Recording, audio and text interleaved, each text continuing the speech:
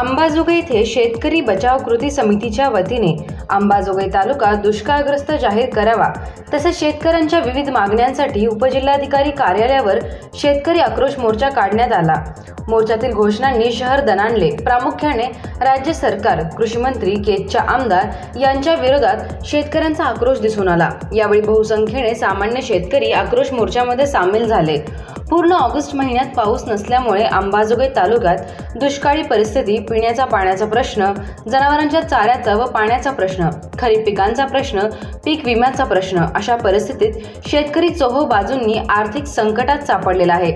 शेतकऱ्यांना टोकाची भूमिका घेऊ नये म्हणून अंबाजोगाई तालुका दुष्काळग्रस्त जाहीर करावा व शेतकऱ्यांना दुष्काळी अनुदानापोटी प्रति हेक्टरी 1 लाख रुपये खात्यावर तात्काळ द्यावेत। खरीप 2023-24 या वर्षीचा पीक विमा 100% मंजूर करा व शेतकऱ्यांच्या खात्यावर अग्रिमसह 100% विमा खात्यावर तात्काळ जमा करावा। शेतकऱ्यांचे सरसकट पीक कर्ज माफ करावे व गेल्या वर्षाचे अतिवृष्टीचे राहिलेले अनुदान तात्काळ देण्यात यावे। मागील वर्षाचे राहिलेले शेतकऱ्यांचे महात्मा ज्योतिबा फुले प्रोत्साहनपर योजनेतील 50,000 रुपये तात्काळ खात्यावर जमा करावे। पशुधन वाचवण्यासाठी चारा छावण्याचा तात्काळ चालू कराव्यात। शेतकऱ्यांच्या मुलाची शैक्षणिक फीस माफ करावी। सन 2020-21 चा मंजूर झालेला पीक विमा शेतकऱ्यांच्या खात्यावर तात्काळ जमा करावा। शेतीसाठी पूर्ण क्षमतेने किमान 8 तास अखंडित वीज पुरवठा करावा। दुष्काळी परिस्थितीमुळे महिला बचत गटाचे कर्ज माफ करावे व ऊसाला प्रति हेक्टरी 2 लाख मदत द्यावी। लंपी रोगामुळे मृत्यू जनावरास प्रति 1 लाख रुपये तात्काळ द्यावे। या मागण्या मान्य करून शेतकऱ्यांना आर्थिक व मानसिक संकटातून बाहेर काढावे अशा आशयाचे निवेदन उपजिल्हाधिकारी यांना शेतकरी बचाव कृती समितीच्या वतीने देण्यात आले। सदर मागण्या 15 दिवसात मान्य न झाल्यास शेतकरी बचाव कृती समिती लोकशाही मार्गाने धरणे आंदोलन, साखळी उपोषण, आमरण उपोषण करणार असल्याचा इशारा शेतकरी बचाव कृती समितीच्या वतीने देण्यात आला। सदरील निवेदन देताना आबासाहेब देशमुख नादडी, दत्तात्रय कदम कोदरी, गणेश पवार डोंगर पिंपळा, बाळासाहेब देशमुख माखेगाव, नरहरी भगत कोदरी, मनोज देशमुख कोपरा, संजय मुंडे सनगाव, सुखदेव देवकते कुरणवाडी, नवनाथ मोरे सनगाव, दिनेश शेप डोंगर पिंपळा, ऋषी सोमवंशी सोमनाथ बोरगाव, धर्मराज देशमुख अंजनपूर तसेच शेतकरी बचाव कृती समितीस पाठिंबा देणारे भाई गंगाभीषण थावरे व ॲडव्होकेट अजय बुराडे यांच्या शेकडो शेतकरी उपस्थित होते। अंबाजोगाई दर्शन बातम्यांसाठी सतीश मोरे, अंबाजोगाई। उस्मानाबाद जिल्ह्याला इथं आपल्या इथं बीड जिल्ह्यात 6 आमदार आणि 1 खासदार आहे। 7 जणांपैकी एकानं तरी आमरण उपोषण केलं का? 2020-21 चा मिळालं का आपल्याला? कळम उस्मानाबादचे आमदार कैलास पाटलांनी आमरण उपोषण केलं कलेक्टर ऑफिसला उस्मानाबादच्या, आणि उस्मानाबाद जिल्ह्यातल्या लोकांना 20-21 चा विमा मिळाला आणि बीड जिल्ह्यातले 7 जण मिळून खायला बसले कंपनी बरोबर। यांचा जाहीर निषेध करतोय शेतकरी कृती समितीच्या वतीने आणि अंबाजोगाई तालुक्यातल्या सर्व शेतकऱ्यांच्या वतीने या जाहीर सरकारचा निषेध असो। आणि शिवसेनेचं सरकार असतं तेव्हाच भाव बी कमी व्हायला लागतात। म्हणजे एक सरकार आलं दुसरं सरकार गेलं तर फार मोठा शेतकऱ्याच्या जीवनावर परिणाम होतो अशी काही परिस्थिती नाही। या मोर्चाच्या निमित्ताने ह्या मागण्यांच्या संदर्भात तर मोर्चा आपण काढलेलाच आहे, दुष्काळी मागण्या सगळ्या, परंतु शेतीचा विषय हा कुठल्याही पक्षात असला तरी सगळ्या शेतकऱ्यांचा झाला आहे। तेव्हा जशी तुकारामाची गाथा घराघरात चढावी त्या पद्धतीनं शेतकऱ्याचा विषय आता प्रत्येकाने नीट अभ्यासाला घराघरात कुठल्याही पक्षात आता तुम्ही कुठल्याही गावात असा घेतला पाहिजे एवढी या मोर्चाच्या निमित्तानं आपल्या सगळ्याला विनंती करतो। मला विचारलं लोकांनी की मोर्चा काढणारी लोक विरोधी विचारधारेची आहेत आणि तुम्ही भारतीय विरोधी विचारधारा नाही, आम्ही सर्व पक्षीय भारतीय जनता पार्टीचं काम करतो। शेतकऱ्यांचा मोर्चा तर हा शेतकऱ्यांचा मोर्चा आहे आणि शेतकरी भाजपमध्ये जरी असला तरी त्याच्यावरही अन्याय होतो। शेतकरी आपली दलित प्रांतांमध्ये असला तरी त्याच्यावरती अन्याय होतो आणि म्हणून सगळ्याच पक्षातल्या शेतकऱ्यांनी आता शेतकऱ्यांचा जिथं जिथं प्रश्न निर्माण होईल तिथं तिथं एकत्र येण्याची आवश्यकता आहे। कारण दुष्काळ हा काही आताच आला असं नाही, अतिवृष्टी झाली तरी दुष्काळ, पाऊस नाही पडला तरी दुष्काळ, शेतकरी जन्मतो दुष्काळात, मरतो दुष्काळात आणि जगतो दुष्काळातच। दुष्काळ हा त्याच्या पाठीला पुजलेला आहे। कधी भाव नाही म्हणून दुष्काळ असतो, कधी पाऊस नाही पडला म्हणून दुष्काळ असतो। दुष्काळाचा प्रकार सांगता येत नाही कसा असेल ती. आता उसावर दुष्काळ आहे कारण टनेजच कमी येणार आहे, भाव बी कमी होणार आहे. दुष्काळ हा 5वीला पुजलाय. म्हणून एकच मुद्दा की सगळ्याच पक्षातल्या शेतकऱ्यांनी, सगळे व्यापारी जसे एकत्र येतात त्यांच्या प्रश्नासाठी, उद्योजक कारखानदार एकत्र येतात, तर मग सगळ्याच शेतकऱ्यांनी आता विभागून राहू नये. फाळणी होऊ नये. भारत पाकिस्तानची फाळणी परवडली, पण शेतकऱ्यातली फाळणी आता परवडणार नाही. एवढं त्यांना घ्यावं एवढी विनंती करतो माझी. सर्व खऱ्याखुऱ्या शेतकरी भावांनो आणि खऱ्याखुऱ्या शेतकरी बापाच्या पोटी जन्म घेतलेल्या माझ्या शेतकरी पुत्रांनो, सर्वप्रथम या शेतकऱ्यांच्या प्रश्नांना घेऊन आज या मोर्चामध्ये आपण मोठ्या संख्येनं सहभागी झालात, त्याबद्दल किसान सभेच्या वतीनं मी पहिल्यांदा आपल्या सर्वांचं अभिनंदन करतो. अभिनंदन यासाठी करतोय की हा मोर्चा, हे आंदोलन कोणा एका पुढाऱ्याने दिलेल्या दानाच्या पैशातून किंवा भिकेच्या पैशातून हा मोर्चा या ठिकाणी आयोजित करण्यात आलेला नाही आहे. हा मोर्चा आबासाहेबाचा घसा बसला सांगू सांगू हा कोणा पक्षाच्या किंवा राजकीय पुढाऱ्याच्या मदतीमधून किंवा राजकीय पक्षाच्या फायद्यासाठी किंवा त्याचं सरकारच्या विरोधामध्ये घोषणा देऊन स्वतःचं राजकीय श्रेय घेण्यासाठीचा मोर्चा नाही आहे. हा मोर्चा या सरकारनं घेतलेल्या धोरणाचा परिणाम म्हणून मागच्या 2 वर्षापासून ज्या पद्धतीमध्ये शेतकरी हैराण आहे, काही प्रमाणात पिकलेले सोयाबीन आज बी आपल्या घरामध्ये पडून आहे, काही प्रमाणामध्ये पिकलेला कापूस शेवटी 7,000 आणि 6,000 आम्हाला विकावा लागला. या परेशानीमध्ये शेतकरी होता. अशाही परिस्थितीमध्ये मान्सूनची परिस्थिती अत्यंत धोकादायक असताना कंपनीची दलाली करणाऱ्या काही वर्तमानपत्रांनी सरकारच्या प्रतिनिधींनी मोठ्या प्रमाणात चांगला पाऊस आहे अशी खोटी वल्गना केली आणि शेतकऱ्यांना नको त्या चऱ्या भावात बोगस बियाणं, बोगस खतं, माती मारले आणि 1 महिना उशिरा पेरणी झाल्यानंतर 15 जुलैच्या आत कशी तरी आमच्या शेतात आमची पेरणी झाली. पेरणी होऊन सुद्धा पुन्हा एकदा थोडा बहुत पाऊस सलग पडला. त्यानंतर सुद्धा पावसाचा खंड 40 ते 50 दिवसापेक्षा होता. कालच्या 25 तारखेपर्यंत अंबाजोगाई तालुक्यामध्ये अवरेज 175 मिलीमीटर ते 200 मिलीमीटरच्या पुढे पाऊस झालेला नव्हता मित्रांनो.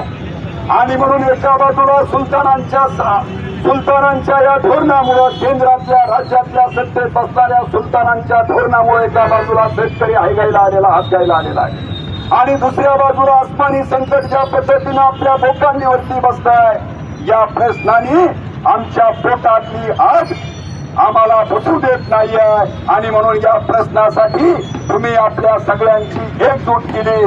मागच्या 8 दिवसापासून या शेतकरी मोर्चाचे सर्व आयोजक असतील, दिनेश असेल, आबासाहेब असतील, आबा असतील, देवकते असतील, पवार असतील, ही मुंडे असतील, ही सर्व माणसं आपल्या गावागावामध्ये येऊन या शेतकऱ्यांच्या प्रश्नाची जाणीव जागृती करण्याचं काम यांनी केलं आणि त्या सर्व मागणीला पाठिंबा देऊन तुम्ही आज या ठिकाणी आलात म्हणून तुमचं खऱ्या अर्थानं अभिनंदन. मित्रांनो एक गोष्ट लक्षात ठेवा की हा मोर्चा कुठल्याही भावनिक किंवा एका जाती आणि धर्माच्या प्रश्नासाठी आपण आलेलो नाही आहे. आज परिस्थिती अशी आहे की आज जर सकाळी संध्याकाळी आज जर शेतामध्ये चक्कर मारली आणि दुसऱ्या दिवशी आपल्या वावरात येडा करायला गेलो तर आपलं सोयाबीन पूर्णपणे पिवळं झालेलं दुसऱ्या दिवशी आपल्याला दिसू लागलेलं आहे. सोयाबीनच्या झाडाला 4-5 शेंगापेक्षा जास्त शेंग राहिली नाही.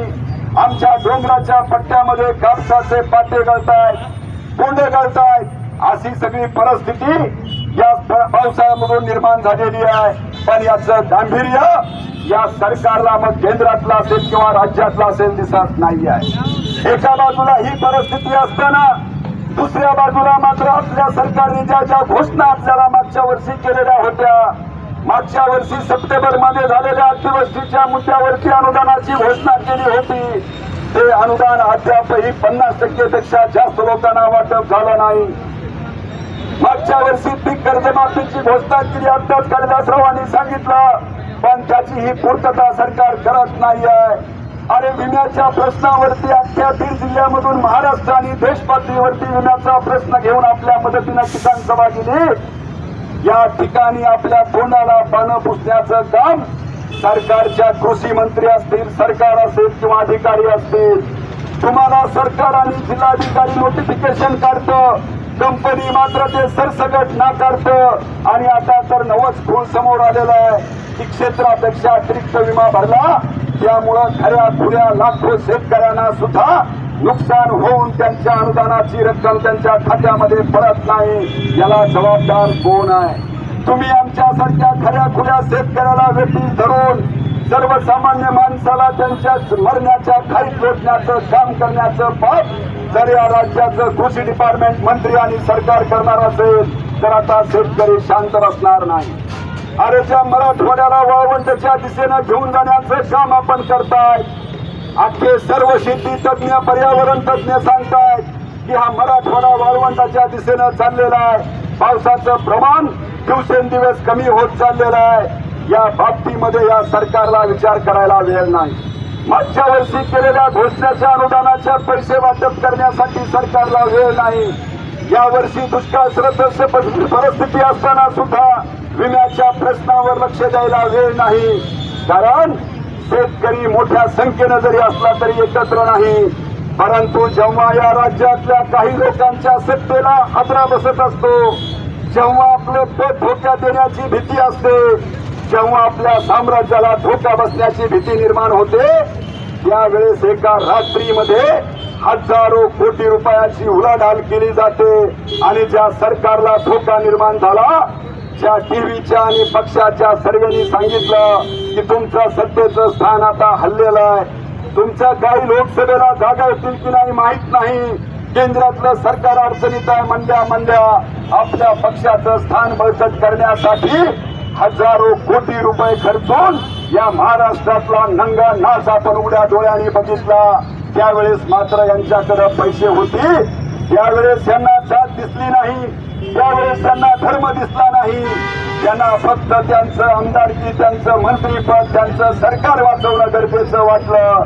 म्हणून माझी कळकळीची विनंती या ठिकाणच्या शेतकऱ्यांच्या पोरांना आहे, मित्रांनो, या सत्तेच्या खुर्चीला चिटकलेले जी हे काही ठेक नाही, ह्यांना जात नसतो, ह्यांना धर्म नसतो, ह्यांना पक्ष नसतो, ह्यांना विचार नसतो, ह्यांना गरज असते स्वतःची सत्ता वाचवण्याची। सत्तेमधून आपलं साम्राज्य वाचवण्यासाठी ही माणसं एका रात्रीमध्ये स्वतःची नव्हती होतात। कुणाचं आज, कुणाची तर उद्या कुणाची झाली, ही बाब सुद्धा आपल्याला लक्षात घ्यावा लागणार आहे मित्रांनो। आणि म्हणून आमचं म्हणणं एवढंच आहे की अरे जी माणसं तुमच्या पक्षात यायच्या आधी 70,000 कोटीच्या भ्रष्टाचारानं वाटाळलेली होती, जी माणसं तुम्हाला पाठिंबा देण्याआधी दाऊदचा पाठिंबा दाऊदचे माणसं म्हणून तुम्ही त्यांना घोषित करत होतात, ती माणसं जेव्हा तुमच्या मांडीला मांडी लावून तुमचं सरकार बनवण्यासाठी आली, तेव्हा त्यांचा भ्रष्टाचार बाजूला गेला, त्यांचा दाऊदची जवळीकता बाजूला गेली। अशा प्रकारचं राजकारण एका बाजूला आणि दुसऱ्या बाजूला आपल्या सारखे शेतकरी जे या मुख्य प्रश्नासाठी आज काहो फोडताय।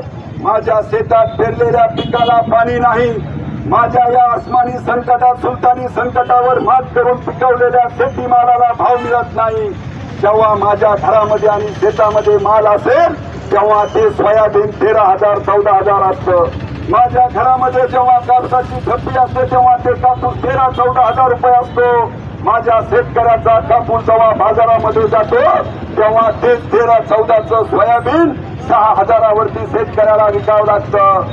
13-14 असताना कापूस जेव्हा शेतकरी घेऊन जातो तेव्हा 7,000 विकावं लागतो। हे राजकारणाशिवाय प्रश्न होत नाही मित्रांनो, हेही समजून घ्या। हा कापसाचा, सोयाबीनचा भाव कुणाच्या ग्रामपंचायत मध्ये ठरत नाही, या केंद्रात बसलेल्या मोदी साहेबांच्या सरकारच्या धोरणामुळं सोयाबीन मध्ये प्रचंड मोठी भावाची पट झाली। हे भाव पाडणारे दुसरे तिसरे कोणी नव्हते, या सोयाबीनच्या ह्याच्यामध्ये धंदा करणारे जे काही मुठभर उद्योगपती आहेत, यांनी या सरकारला साकडं घातलं आणि सांगितलं की आम्ही कुठल्याही प्रकारची मदत तुम्हाला करणार नाही, तुम्ही जर सोयाबीन आयात केली नाही तर आम्ही तुम्हाला मदत करणार नाही। या केंद्र सरकारने आयात शुल्क कमी केलं, सोयाबीन आयात केली आणि कापसाच्या बाबतीमध्ये निर्यात शुल्क लावली आणि बाहेरचा कापूस आयात केला आणि या देशातल्या कोट्यावधी शेतकऱ्यापेक्षा बोटावर मोजण्या इतक्या उद्योगपतींचं हित जपण्याचं काम या केंद्रातल्या मोदी सरकारने आणि राज्यातल्या शिंदे फडणवीस सरकारने केलेलं आहे. मित्रांनो, हे विसरून आपल्याला चालणार नाही. आपले मित्र कोण, आपले शत्रू कोण, आपले दोस्त कोण, आपले दुश्मन कोण, ही सुद्धा बाब आपल्याला लक्षात घ्यावा लागणार आहे. मित्रांनो, अरे ज्यांची हाडामासाची राजकीय वैर होती, नागामुसाचं वैर होती, ती माणसं एका रात्रीमध्ये एकमेकाच्या गळ्यात गळे घालून सरकार बनवलं. पण आमची संस्कृती शेतकऱ्यांची आहे, आमची बळीराजाची संस्कृती आहे. आम्ही भल्या वेगवेगळ्या जाती आणि धर्माचे असू, परंतु शेजार धर्म म्हणून कावड करण्याची संस्कृती आमची आहे. बैल देणं घेणं, चारा वैरण पाणी आऊत काढी देणं घेणं, ही संस्कृती आमची बळीराजाची आहे. ही बाब आपण विसरता चालणार नाही. ज्यांनी आपल्या घराघरामध्ये भांडणं लावले, ही माणसं मात्र सत्तेसाठी एक होतात. आमचं एवढंच आव्हान आहे बाळांनो. अरे किमान आपल्या बापाचं माईचं पोट जळतंय, याच्यासाठी तरी शेतकऱ्याच्या पोरांनी जागृत व्हावं आणि या प्रश्नासाठी या पुढच्या काळामध्ये शेतकरी एकजूट करून या प्रश्नावरती उग्र आंदोलन करण्यासाठी आपण तयार राहाल, एवढीच अपेक्षा मी व्यक्त करतो. आणि पुन्हा एकदा या सगळ्या शेतकरी कृती समितीच्या कार्यकर्त्यांचं आपलं अभिनंदन करतो आणि किसान सभेच्या वतीनं कृतीशील पाठिंबा देऊन मी माझे 2 शब्द थांबवतो. इन्क्लाब जिंदाबाद.